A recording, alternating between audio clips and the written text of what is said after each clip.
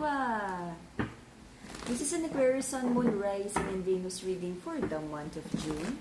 For your personal reading, kindly send me a direct message. Kamusta mga Aquarians? Kamusta? I feel may magandang blessings, may magandang mangyayari para sa ating mga Aquarians. Alright? Let's see. Anong bago? Pag-ibig, kabuhayan, negosyo, personal development, Aquarius, Sun, Moon, Rising, and Venus reading for the month of June. Let's see kung anong maganda sa energy ng mga Aquarians. Alright. Aqua, Sun, Moon, Rising, and Venus. Aqua energy, hard work. Aqua, Sun, Moon, Rising, and Venus reading for the month of June. Alright. Ingat sa mga scammers. Huwag basta-basta magsasettle. Lalo na sa ating mga bagong clients. Alright. Ang nag-iisang number natin nasa profile photo natin. Okay. Let's see. Yung crystals natin, ino-offer ko pa rin ang special price, Aqua.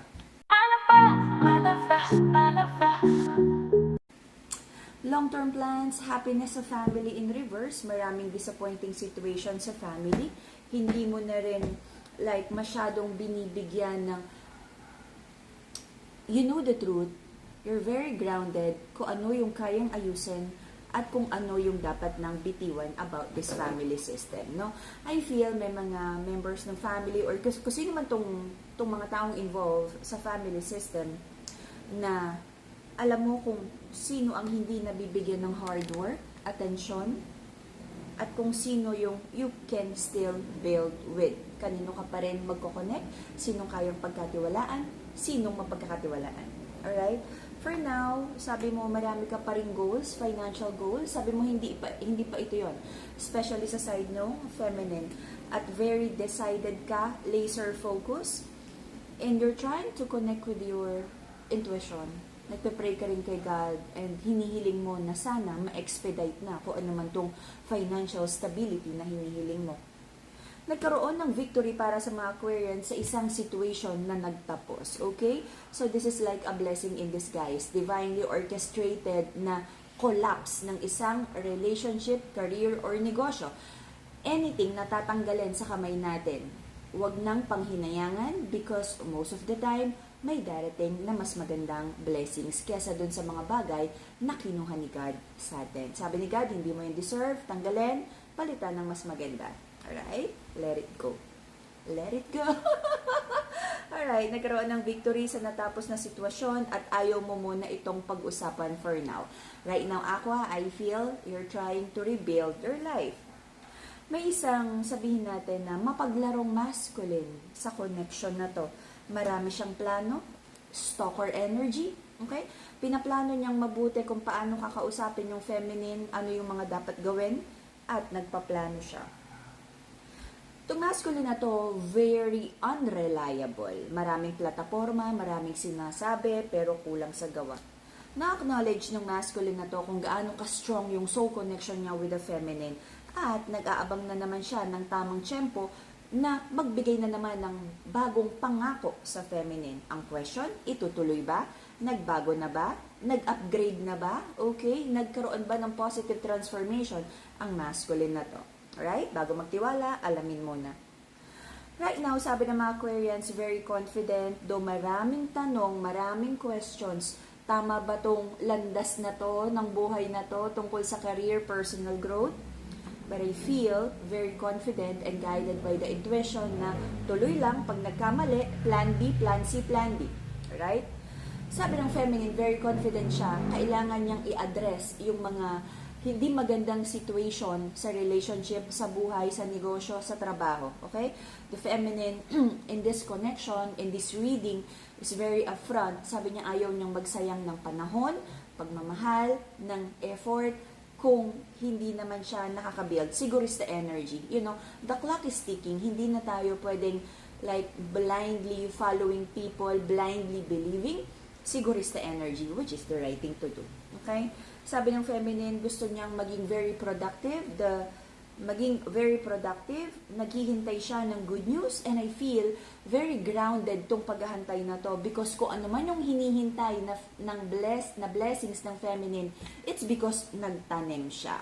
Okay? May hihintayin talaga. Hindi lang basta-basta naghihintay ng, bumagsak sa langit ang kung anumang pinagdadasal niya. May kasamang effort, pagod, lahat to pinagplanuhan. Alright. May nakikita akong parating na blessings, but it would feel like, halimbawa sabihin natin Aquarians, no? Until the end of the year, sabihin mo, Lord, gusto kong savings. Kunwari, 5 million. Okay, 1 million muna Aqua, tapos bigyan kitang 50, sunod may 500 ulit, sunod may 100. Hindi pantay-pantay, hindi siya big chunk of isang ganon, isang baba. Alright? Mag-ingat din because may mga tao na pag nakita yung success, pag nakita yung blessing sa buhay mo, hindi maganda yung intention sa pagbabalik sa buhay mo. May isang connection na hindi na talaga, hindi na talagang kayang ayusin. So, it feels like, especially sa endong feminine, magkakaroon na ng new beginning. You might be dealing with Taurus, Libra, Pisces, Gemini. That's it. Let's see. For mental clarity, amethyst crystal, ang ating purple crystal. And to have, to heal your heart chakra and emotional healing, Madagascar rose quartz, the pink crystal. I feel ako, ang haba nung panahon na planting season, waiting season, sabi mo, nandun ka na lang sa harvest time. But you're asking the divine, Lord, harvest time na ba talaga? Kung kailangan pang magtanim ka pa, or mas alagaan mo pa tong mga bagay na, tinanim mo, ay gagawin mo. Humihingi ka ng sign sa divine. Whatever you're trying to manifest in the past, I feel nagkaroon ng mga delays because sabi ni God, not yet. Okay? Kung ano man yung maaari mong matanggap at ibigay sa iyo ni God na deserve mo na blessings, talagang kailangan paghirapan para pagdating nitong blessings na to papahalagahan. Okay? At meron talagang character development na para pagdating ng malaking blessing, handa ka, hindi mo wawaldasin. Alright? I feel nagkaroon ka ng manifestations in the past, ginawa mo naman yung lahat ng kaya mo at alam mong best para makuha mo yung gift na to kay God. But nagkaroon ng delays, disappointments sa mo, kaya dumating ka sa point wherein sabi mo, sige Lord, ikaw nang bahala, I surrender it to you. Sa tamang panahon, maghihintay ka ng harvest time. Okay? So habang naghihintay ng harvest time ang mga Aquarians, there's an energy of light, like nagtitipid, no? At you're holding very dear lahat ng mga blessings na binibigay sa'yo. Sabi mo, hindi mo to sasayangin dahil sobrang galing to sa hard work mo. Woo! Recent past, nagkaroon ng napakagandang blessing sa mga Aquarians and you feel na parang, Lord, eto na ba yun? Pipitasin ko na lang. And you're asking God for guidance on how to handle this wonderful blessing na sobra-sobra mong pinagpaguran. Ito yung nagtanim ka, planting season, inalagaan mo. Okay? Harvest time for the Aquarians. Okay? So, marami kang prayers and manifestation, sabi mo, Lord, para bigyan ka ng tamang direksyon sa mga bagay na you're putting your interest in. Kung hindi ito makakabuti sa'yo, kung hindi divinely aligned, tanggalin na ni God. Tulad ng mga ibang connections, relationships, kung ano man tong mga ties na meron ka in the past, if toxic, hindi aligned, pag hindi divinely aligned, at hindi naka-align dun sa future plans mo or mga plano sa'yo ni God, tanggalin na lahat yan, itapon sa basura. Okay? Aqua, meron ka pa rin situation sa buhay mo na sobra mong nagigrieve, sobra-sobra yung naging betrayal sa'yo ng connection na to. So, I feel, for a certain chapter of your life, ninumb mo na lang muna yung emotions and your heart mo at sobrang nag-focus sa success. Maraming situation sa buhay mo na sobrang nasaktan, meron kang mga hinihintay na suporta, kalinga, ng mga taong akala mo importante ka sa kanila, but then, there are some energies and people who turn their back on you. But, inilaban mo kung ano yung alam mong tama. Okay? You put your foot down, ito yung tama, kasi hodang may sumuporta sa'yo o wala, laban lang. Okay? And I feel, ito na yung harvest time because you really tried to find your path and pinanindigan mo, kahit walang sumuporta, kung ano yung alam mong tama para sa'yo, para sa mga Aquarians. Alright? Your person is decided already Sabi niya, tanggap niya kung ano yung nangyari. Let's see kung ano meron. Decision to accept what? First, ang mga Aquarians, meron na daw decision to accept. It is what it is. Okay. Sabi niya, okay, talo siya. Siya daw ang kailangan ng lumapit, mag-explain, mag-apologize. Mararamdaman ng feminine na hindi sincere ang apology na to. Okay, nahahati to, no? For most of the Aquarians, umpisa pa lang, hindi niya mararamdaman na sincere yung apology, offer of love. For some of you, bibigyan ng chance kahit may doubts. Aasa na magkakaroon ng magandang outcome. Maghihintay. Mag-observe. You'll try to learn, you'll try to decipher if your person's words would match their actions. At pag hindi yun nag-match, at pag hindi nangyari ang mga pangako, pag nagkaroon na naman ng broken promises, I feel magsasalita na naman ang feminine. Okay? But feminine, find the balance hanggang kailan magbibigay ng chance, hanggang kailan madi-disappoint. Alright? Let's see.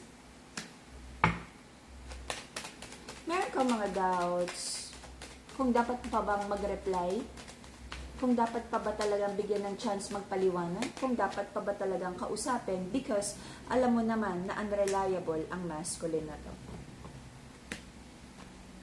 Until the end of September, Strength card. Powerful ang energy ng mga Aquarians, okay? Powerful na kung ano yung minamanifest mo, nandun ka. Alright. May maaaring magdala sa'yo ng sadness. Okay, para ito dun sa mga feminine na magbibigay ng chance pa doon sa masculine, or kung sino man tong tao na naka-disappoint sa'yo, na parang, sige, tingnan natin, baka naman this time nagbago na. Para doon sa magbibigay pa ng chance, there's an energy for you na, okay, sige, okay na yan, baka naman this time, natuto na, no? May tiwala. But then, there's an energy of like sadness and disappointment because hindi natuloy ang plano, or hindi sincere yung apology. There lies deception. Is this person going back just because nakikita niya na successful ka na? Bumabalik siya, mararamdaman mong bumalik siya because this person feels na stable ka na. Kailangan lang ba ng tao na to ng ego boost? Na parang nakaya kanyang pabalikin, at parang accessory ka na parang ngayon na nakabangon ka na, kaya kanyang ipagmalaki na ito yung person niya. Aqua, you know what you want, you know what you deserve. May isang situation sa buhay mo na pag hindi ka pa natuto, magdadala na naman ng overthinking sa'yo. Napakaganda nung next 3 months until the end of the year para sa'yo. Strength card to manifest kung ano yung gusto mo, as long as it's divinely aligned. Aqua, all the blessings, all the good things na deserve mo, lahat ng itinanim mo, mamumunga ng masagana. And I'm praying na makagawa ka ng tamang desisyon, makapili ka ng mga tamang tao, kung sino yung deserve na kasama dun sa abundant na harvest time na to. May mga taong hindi ka tinulungang magtanim. May mga taong ninakawan ka pa nung nagtatanim ka ng buto. May mga taong nagtapon ng makakasira pa dun sa tinatanim mo. May mga taong naglagay pa ng peste sa tanim mo. Now, kung sino yung mga taong gustong sumali sa hapagkainan, sa feast, alright? Isipin mabuti kung sino pa yung invited. Walang problema if still connected. But, iba yung mga taong acquaintance, iba yung kakilala.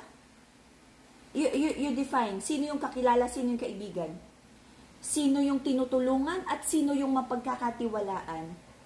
Sino yung totoo at sino yung you feel na kailangan lang tulungan for now. Alright?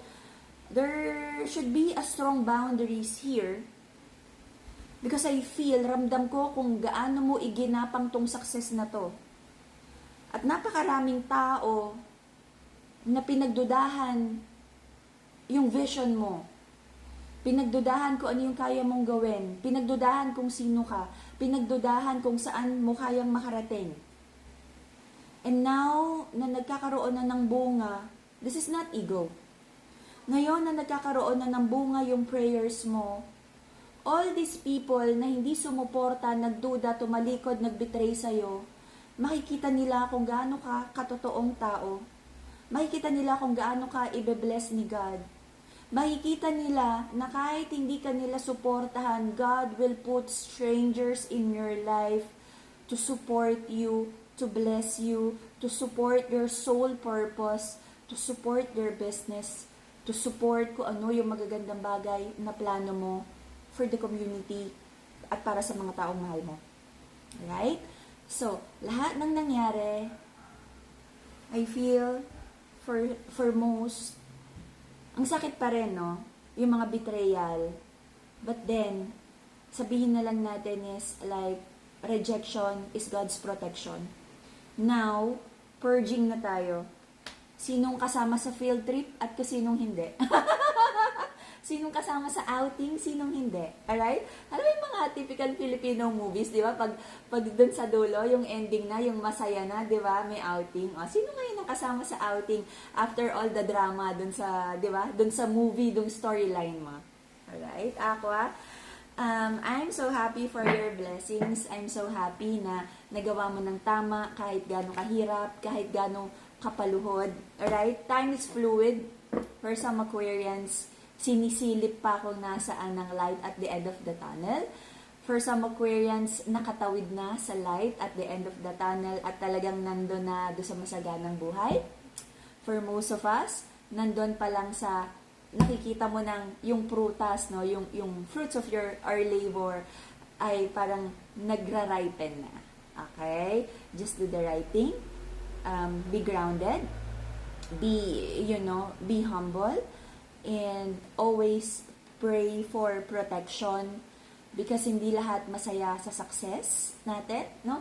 And then pray for like guidance and wisdom kung paano natin i-handle ng maayos, no? Divinely guided on how we could take care of lahat ng blessings na ibibigay sa atin ni God. Okay? This would be a very, very happy and prosperous 2025 for the Aquarians. Ito na yon. Okay? Magbubunga na lahat. Alright? And that would be a very, very happy reading for all the Aquarians. At dun sa mga hahabol pa, dun sa planting season, habol na. Alam mo yon, ito yung parang may sneak peek ka na kung ano yung pwedeng mangyari if hahabol ka dun sa planting season. Alright? PM me for your personal reading at kung paano magkaroon ng high quality blessed cleanse, ritualized na crystals at a special price. PM me lang. Bye-bye, Aquarians!